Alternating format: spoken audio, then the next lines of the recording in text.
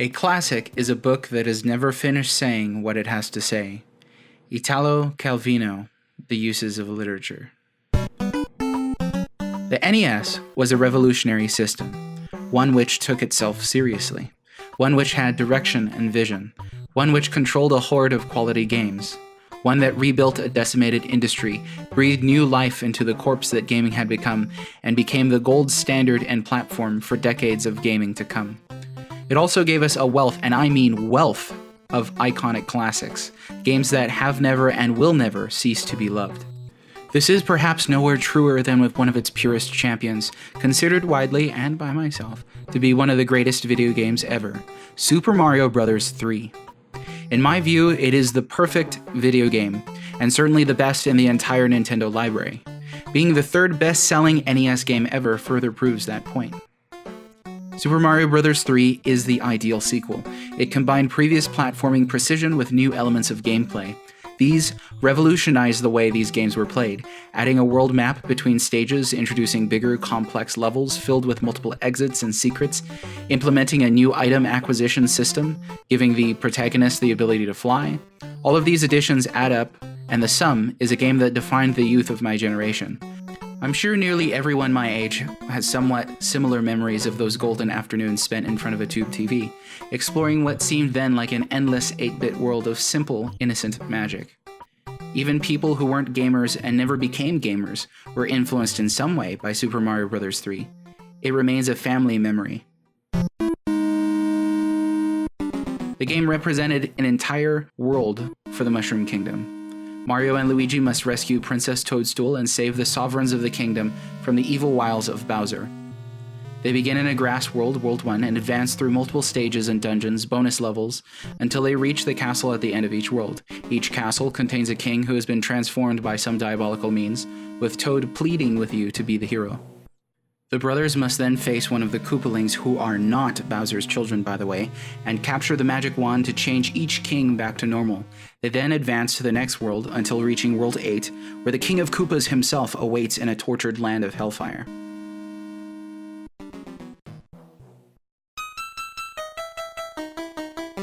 Along the way, Mario and Luigi have the chance to grab special items and power-ups in stages, or by entering mushroom houses or playing card games. These new, transformative power-ups would prove to be an essential addition to the Mario franchise, indeed to the world of games as a whole, and there seemed to be tons of them at the time. The familiar Fire Flower for Fire Mario returns from the first game, which of course allows Mario to throw fireballs. The Superstar also makes a comeback for invincibility, but making their debut here are new suit-like items. The frog suit that transforms Mario into an amphibious swimmer that sucks on land, but excels in water stages. The Super Leaf grants Mario that iconic appearance with the raccoon ears and tail, as well as the gift of flight. Flight pushed level design into a whole new dimension. Raccoon Mario had to have room to get a running start, build up speed, and then leap into the big blue yonder. Even then, he couldn't fly forever, not without the P-Wing item. It was a unique item that allowed Mario to fly indefinitely. By the way, a little trivia. The P in P-Wing, in case you were ever wondering, stands for Paratroopa, the species of winged Koopas which can fly. For further power-ups, there's also the rare Hammer suit. As Hammer Mario, our hero could check out an endless stream of hammers, just like his hammer-lobbing enemies, and use his new shell as a shield. And not to be confused with Raccoon Mario was Tanuki Mario, which saw him lose the overalls for a full-body suit that made him look like a teddy bear with a raccoon's tail. Tanuki Mario had all the abilities of Raccoon Mario, only now he could turn into a statue as well. As a statue, he could transform mid-air and fall on enemies to defeat them, or simply turn into one and let them pass right by him. These raccoon dogs, as they're sometimes called, are real animals that Japan once believed were capable of magical powers. They were mischievous creatures considered to be masters of disguise. Supernatural shapeshifters, which explains why Tanuki Mario can transform into a statue to bewilder his enemies. Also, Tanukis used leaves almost like a kind of talisman in the European sense, in their transformations, spot on with the Super Leaf item. However, Nintendo wisely decided to leave out another aspect of Tanuki mythology from the Mario-verse. Tanukis were often depicted in Japanese art as having massive testicles, and they can be seen stretching out their balls to be used as nets, drums, clubs, or whatever, or just throwing them over their shoulder. Thanks for that image, Folklore. Anyways, Super Mario Bros. 3 shows its true colors right from the first moment that you switched it on. You're presented with a red curtain which raises, revealing what appears to be a theater stage. Correlating design in Super Mario Bros. 3 includes the black areas at the end of each stage. Exit stage left denotes a character leaving the stage normally. Exiting to the right would be an exception, a touch of drama in theater. Or there's a platform screwed into the sky in the background, and later the platform suspended from wires above the screen. And of course, the various suits or costumes themselves. Nintendo told everyone through these elements that what you're really playing is not just a game, it's a show, a stage play. Super Mario Bros. 3, confirmed by Miyamoto himself, is a performance. It's a masterpiece, a magnum opus, a work of art to be unveiled moment by moment, with much fun had by its developers and by the audience that gets to enjoy it. And what a joy it was and remains. Mark Twain once said, "A classic is a book which people praise and don't read." There are more people alive today who haven't played Super Mario Bros. 3 than there were when I was a kid. For some, this may just be a game they wouldn't play because it's old. Calling it a classic doesn't do much to convince them, because that can sound like a cobwebbed word used to throw around pretentiously.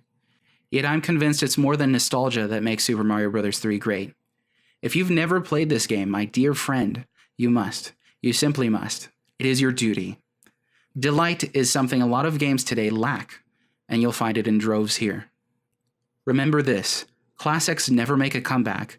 They wait for that perfect moment to take the spotlight from overdone, tired trends. Tabitha Coffee. Visuals. How close was Super Mario Bros. 3 to being graphically advanced enough to appear on the Super Nintendo? By the looks of it, pretty dang close. This is easily one of the best looking games of the 8-bit era. It is far more defined than the original Super Mario Bros., and it is more visually detailed than Super Mario Bros. 2.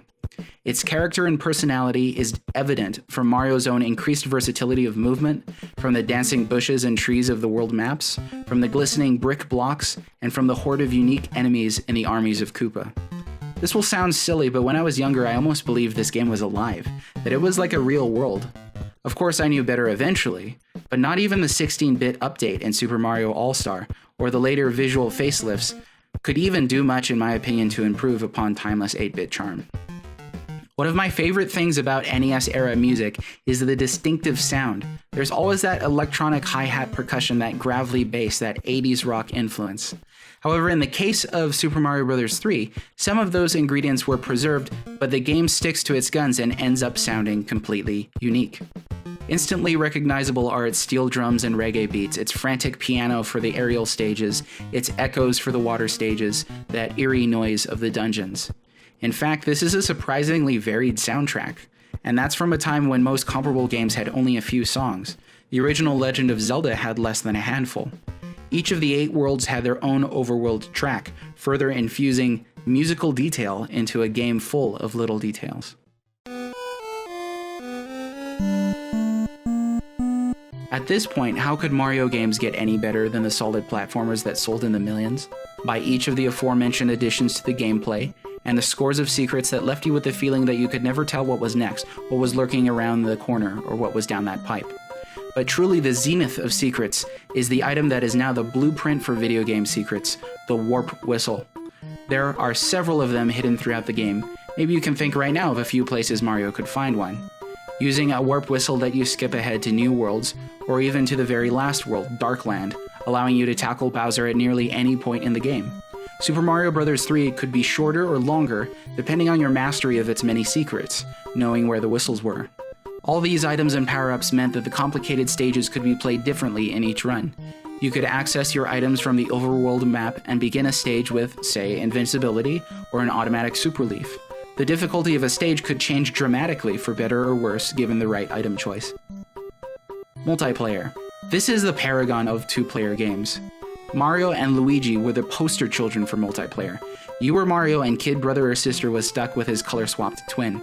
You learned patience, you learned sportsmanship when competing for items, you learned to take turns, you waited while one player finished their run through a stage or died before you could have your turn. That's very unlike these trash and frash and newfangled doohickeys they're coming out with these days, with a simultaneous online multiplayer connectivity using Wi-Fi that always shuts down anyways. Nothing quite like the good old couch co-op turn-taking of a bygone age. Stages were large enough and well designed enough to allow a player to practice with a brand new item or to observe a new enemy before the difficulty ramped up and put your handling of the newly introduced element to the test. I think of that first time you pick up a Super Leaf. Flight was foreign, utterly foreign, to the Mario franchise up to this point. Peach's floating in Super Mario Bros. 2 does not count, and neither does that flying carpet. But when you get that Super Leaf, you've got a nice big stretch of space to practice running and getting the lift you needed to soar up into the Azure yourself, mastering a skill that could be crucial to passing the later levels to come. For all of this game's secrets and fancy items, you had plenty of time to learn how they worked. With so many different ways to play stages and so many different avenues to use in beating this game, it's no wonder that it's one of those games that has been replayed and replayed over and over again through the decades. And that's not just because its physics are so genuine, or because its platforming so fine-tuned, or its secrets so profound. It's because it is factually fun to play through more than once. Millions have done so from dozens of different angles. How could a sequel in a developing franchise be so utterly unique? Ask Nintendo, the kings of innovation, which they proved yet again with the Switch. Super Mario Bros. 3 avoided the pitfalls that drag sequels into the mud. It didn't bludgeon the dead horse of everything that came before, regurgitating tired mechanics into absurdity. No, it built upon what came before and pioneered a new path into new territory. It took the Mario platforming concept and magnified it 1,000 times over. Super Mario is the same age as I am, and he's had such a successful career. Whenever I compare my resume with his, it's kind of embarrassing. I need to get on with life and be like Super Mario, an inspiration to generations. Super Mario Bros. 3 is the first game I've ever given a perfect score to. I don't feel the least bit guilty for that. Games we've reviewed in detail which have come close to a perfect score are Super Mario World, Mega Man X, Super Metroid, Super Mario 64, Metal Gear Solid, Final Fantasy IX, Shadow of the Colossus, Journey, Arkham Knight, Grim Fandango Remastered, and Uncharted 4. As impressive as all of those games are in their own ways, none of them ultimately reach the tier that Super Mario Bros. 3 occupies in the eyes of this writer, and indeed in the eyes of a vast majority of game critics.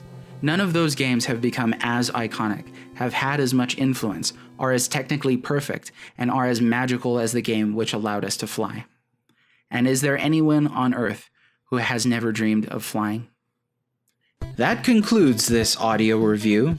You can read more at thewellreadmage.com, and you can support our work to inspire a future for games writing and a better gaming community via Patreon. And please be sure to subscribe. Thanks for listening. I'm the Well-Read Mage.